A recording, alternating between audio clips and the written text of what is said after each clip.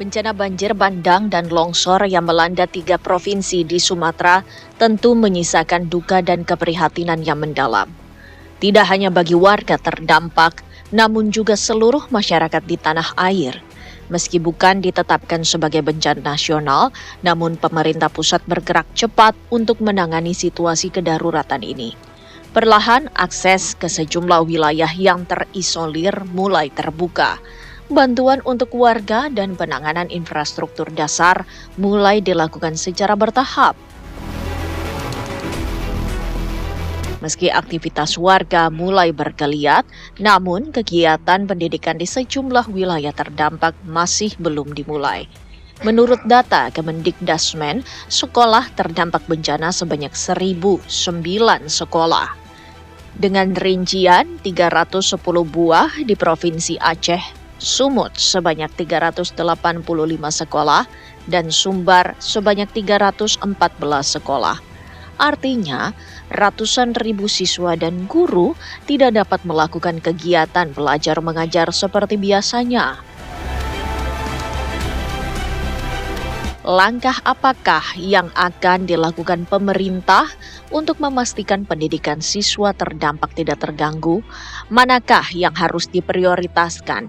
Penanganan trauma siswa akibat bencana yang dialaminya atau percepatan proses belajar mengajar?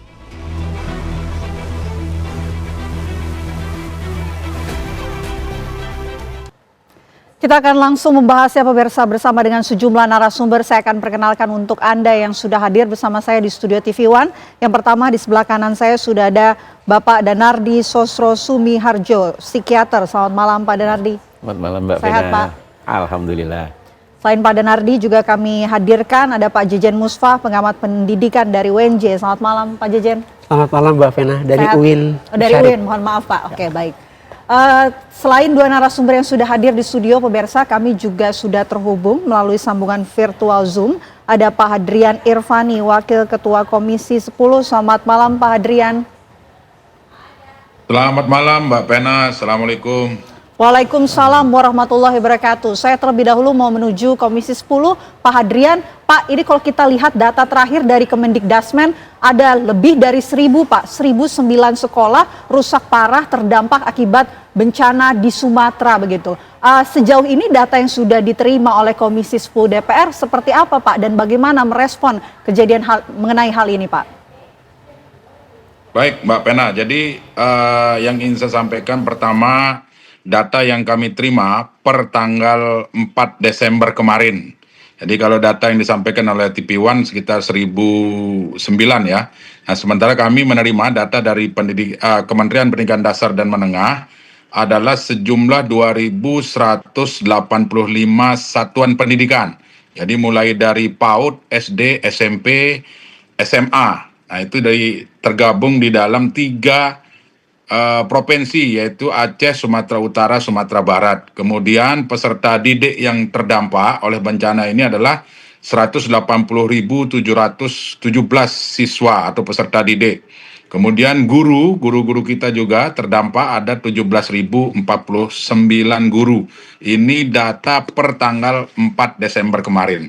Nah, hari ini kami meminta kepada Kementerian Pendidikan Dasar dan Menengah untuk memetakan kembali, melakukan pendataan lagi berapa fasilitas sekolah kita, berapa siswa-siswi kita, dan berapa guru-guru kita yang terdampak di 3 provinsi yang saya sebutkan tadi. Nah, oleh sebab itu, setelah melakukan itu, tentu kami mendorong untuk dilakukan percepatan rehabilitasi sekolah-sekolah yang terdampak bencana. Kemudian, yang kedua tentunya adalah penyediaan sekolah sementara. Ini menjadi penting. Jangan sampai proses belajar mengajar atau hak pendidikan dari siswa-siswi kita atau putra-putri kita, anak bangsa yang hari ini sedang dilanda bencana di 3 provinsi tersebut menjadi terputus. Kemudian penyaluran bantuan khusus bagi siswa-siswi kita yang terdampak, bagi guru-guru kita yang terdampak juga perlu dilakukan. Nah, 3 hal itulah yang hari ini sedang kami komunikasikan, sedang kami koordinasikan dengan Menteri Pendidikan Dasar dan Menengah. Insya Allah rencana hari Senin kami akan bertemu Komisi 10 bersama dengan Menteri Pendidikan Dasar dan Menengah untuk bersama-sama memikirkan solusi gerak cepat langkah-langkah yang sudah dilakukan. Bahkan hari ini dan beberapa hari yang lalu, sebenarnya teman-teman Dikdasmen sudah meluncur ke lokasi-lokasi termasuk Pak Menteri. Saya dapat informasi kemarin beliau di Agam turun dan teman-teman Eselon 1 juga turun. Nah, prinsipnya kami mendorong percepatan-percepatan ini tetap dilakukan dalam rangka pertama itu tadi, jadi menormalisasi hak-hak pendidikan yang seharusnya diterima oleh putra-putri kita. Nah, selain itu tentu seiring dengan hal-hal tersebut berjalan, maka kami juga berharap agar trauma healing juga perlu dilakukan agar putra-putri kita, siswa-siswi yang terdampak, kemudian guru-guru yang terdampak juga bisa siap untuk melanjutkan hak-hak pendidikan dan melanjutkan proses belajar mengajar yang ada di sana. Demikian Mbak Pena. Oke, baik. Saya mau langsung beralih ke Pak Jejen kalau begitu. Pak Jejen, ini kalau data terbaru yang dipegang oleh Komisi 10 ternyata lebih banyak lagi ya sekolah-sekolah yang terdampak, datanya ini dari PAUD kemudian sampai dengan sekolah menengah ke atas. Kalau dari Anda pengamat pendidikan melihat banyaknya sekolah, 2.000-an sekolah ini terdampak, apa yang harus didorong terlebih dahulu, Pak Jejen? Ya, Mbak Vena, kita harus optimis dan tentu saja mensupport DPR maupun kementerian untuk melakukan tindakan berbasis data, ya. Okay. Karena ini penting agar tepat jenis bantuan yang bisa diberikan dalam pengertian tentu saja.